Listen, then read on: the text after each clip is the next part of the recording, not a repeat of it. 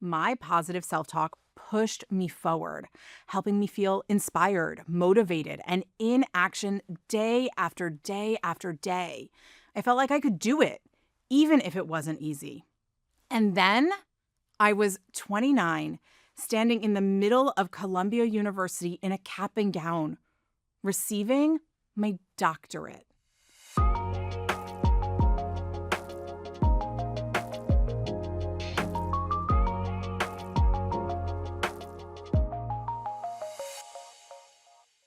I'm Dr. Marcy Beagle, and I'm here to share ways that you can increase your positive self talk. Do you know that you talk to yourself all day? Yup. There is a running monologue in everyone's head every day, all day. This monologue impacts how one feels, what one thinks, and what one does. The scary thing is, most people don't even know this is happening. The exciting news is that now that you know, you can intentionally influence this monologue, and I'm here to help you do just that. I do love some research. So let me give you some facts about me and about self talk. For 25 years, I've been helping people and organizations create action based change. I'm an international speaker, corporate trainer, and behaviorist. I've written 2 best-selling books, hosted my own podcast, been on national TV as a mental health expert, and earned my doctorate from Teachers College, Columbia University. Research tells us that each person has, on average, 60,000 thoughts a day. It also says that 95% of these thoughts are repetitive. Now, how many of these repetitive thoughts do you think are happy, positive, and inspiring? Well, I'm sad to say, only 10 to 30%. But that's for the average person. Now that you're here with me, you are no longer average. With a few exercises and focus, that percentage can go way up.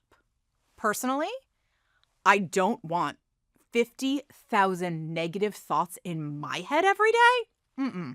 I want 50,000 of my 60,000 thoughts to be motivating and encouraging, reminding me that I can do hard things. I can be a success. I am happy. You too? Okay, great. Then stick around because I have a story for you. Internal conversations come from a variety of places. Some come from your parents and other influential people who surrounded you in your childhood. Your teachers, society, social media, and TV. The thoughts that are often the loudest are not kind and supportive, even if those people were kind of supportive. Somehow, our brains hold on to that one time that a teacher made you feel small, rather than the times that they encouraged you.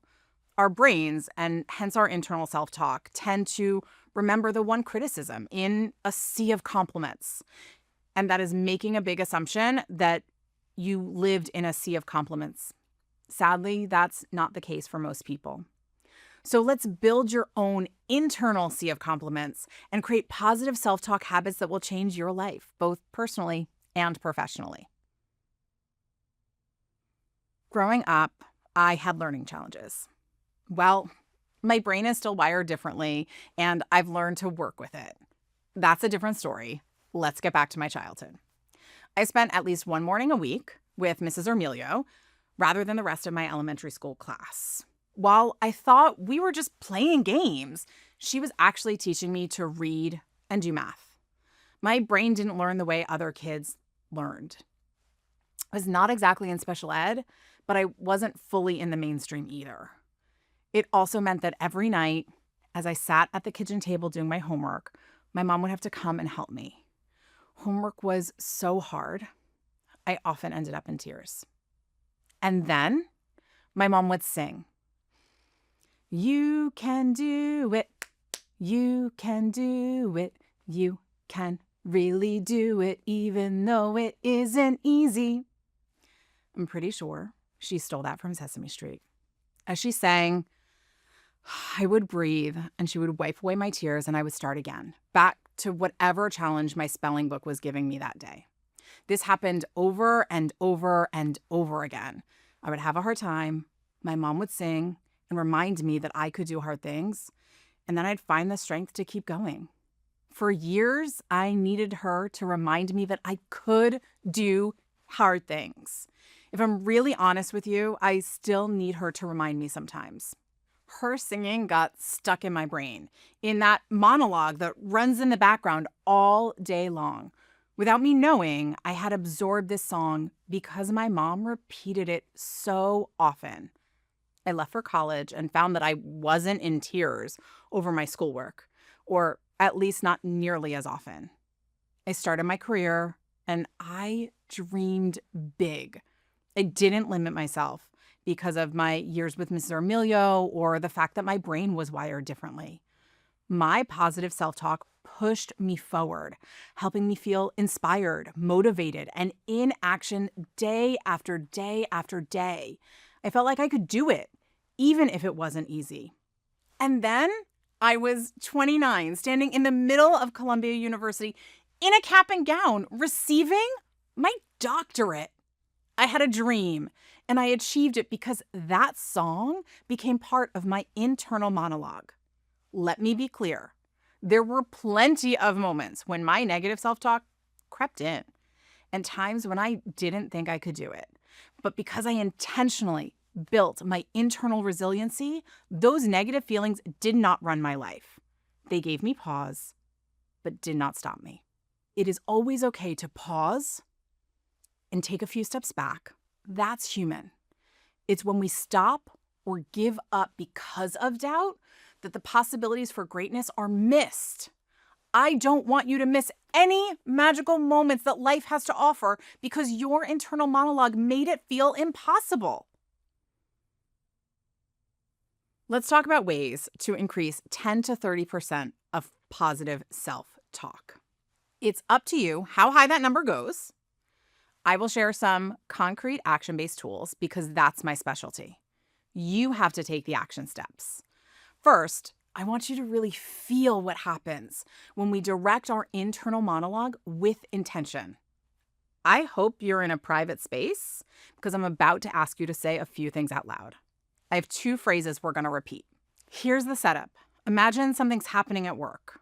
You get an email and something's up and you think, I have a big problem. Say it 5 times with me. I have a big problem. I have a big problem. I have a big problem. I have a big problem. I have a big problem. How are you feeling? Kind of like you want to crawl under the desk and hide for the day? Yeah, me too. Let's shake that off. Literally, shake it off. Now imagine that same email. Something's up, and you think, I have an interesting situation. Say it 5 times with me. I have an interesting situation. I have an interesting situation. I have an interesting situation. I have an interesting situation. I have an interesting situation. How are you feeling now? Curious? A little bit like a detective? Motivated to go find out more? Me too. The same situation can be described with either phrase. One leaves me feeling a bit depleted. The other helps me feel inspired. I can decide which words I use to talk about my life, and I would rather have a life full of interesting situations. What about you? You get to decide what language you use next time something unexpected happens. I wonder what you'll say. Let's do one more exercise. This one lets you really feel how self-talk impacts your emotions. After that, I'll give you some action steps that you can take with you. The phrase, I am, is really powerful. It creates our identity. Too often, people fill in the blank with unkind words. This is what a lot of our internal monologues are filled with. Some of my highlights are, I'm dumb, I'm lazy, and I'm incapable. Okay. Shaking that off, because those are not the phrases I want to keep repeating, even though I know that they live in my negative self-talk. Self-talk also has a physical component. When you're feeling icky or depressed, how do you sit? Maybe like this? So let's sit in our icky feeling posture curled up and closed off. Now, I'm going to repeat one of my negative self-talk lines 5 times. Join me. I am dumb. I am dumb. I am dumb. I am dumb. I am dumb. How do you feel? Me? I'm on the verge of tears and I'm ready to hide under the covers for the next 5 days. Let's clear that off.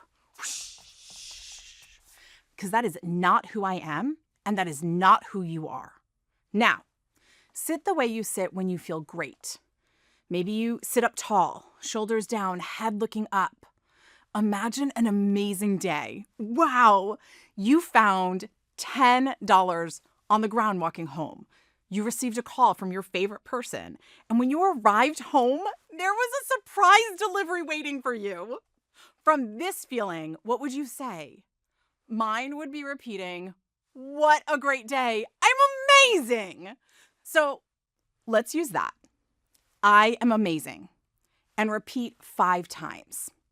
I am amazing. I am amazing.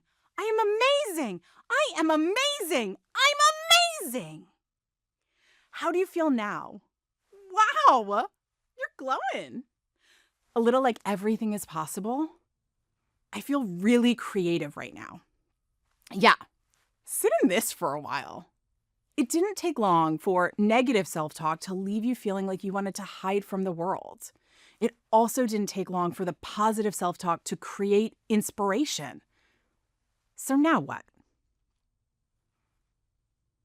You can't monitor your internal monologue all day long. That would be impossible. So let's break it down into small steps that you can take throughout the day. You just need to do one at a time. Maybe pick one. Try it for a week. See how you feel. Then continue or pick a different one. Have fun with these. Think of it more like play than a serious job that you have to do. Know that it will have a serious impact on your life. At work, in the office, at home, with friends. Your life will start to change in the most delightful of ways when you actively use these tools. Tool 1, take 5 minutes a day and think positive I am statements.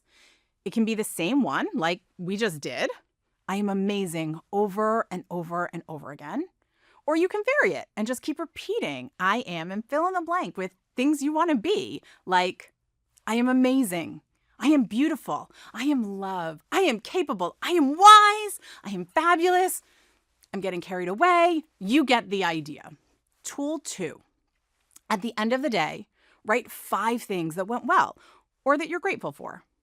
They can be small, like finding a parking spot near the door at the grocery store. They can be big, like getting a raise. They can be things you created, like making a healthy choice for dinner. They can be magical coincidences, like finding money on the sidewalk. Tool 3, give 5 compliments to others each day. It does 2 things for your positive self-talk. It trains your brain, which is a muscle, to see the good in others. Sometimes it's easier to see the good in someone else before we can see it in ourselves. So it can be a great starting point. It also helps shift the culture of those around you, so you're all operating in a more positive space. My mom helped inspire my positive self-talk. She could only have done this if she was thinking positively herself first. Spreading positivity creates a ripple that is amazingly impactful. Tool 4, start and end your day with a positive statement. Our brains are the most connected with our unconscious thoughts right when we wake up and right before we go to bed. This unconscious space is where our self-talk lives. Personally, I have 2 Post-it notes by my bed that help me remember my phrase. When I wake up, I say, today is going to be a great day. No matter what unfolds, this sentence helps me to see the day from a great perspective. As I put my head down to go to sleep, I say, thank you for all the magic today. No matter what unfolded in that day, there is always something good in my life. It could be the sunshine in my window or the fact that I have good food to eat. The simple elements can feel like magic when life is really hard. Tool 5, fill your space with reminders of positive self-talk that you'd like to strengthen. I have art and post-it notes all over my home and office that remind me of who I want to be. My screensaver on my phone is a picture of me meditating to remind me to bring that calming energy I feel when I sit still. On my computer, I have a post-it that says, I am choosing to feel good in my life because I get to decide how I feel about what's happening, and it helps me remember that. While you may not consciously see all the art and words every day, unconsciously you do. They'll seep into your mind and shift your internal monologue. Okay, you may be skeptical that giving a compliment to someone or having a post-it that says you're amazing is gonna change your life. I get it. Here is my offer to that. Why not try? It will take time, sure. Giving one compliment won't combat years of negative language that has lived in your head. Seeing a post-it for one day isn't going to rewire your self-image so that you know how amazing you are. Yet, over time, it will. It is a small effort for potentially big gains.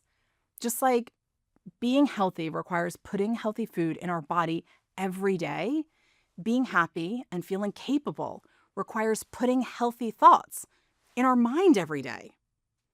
Start with just one small step.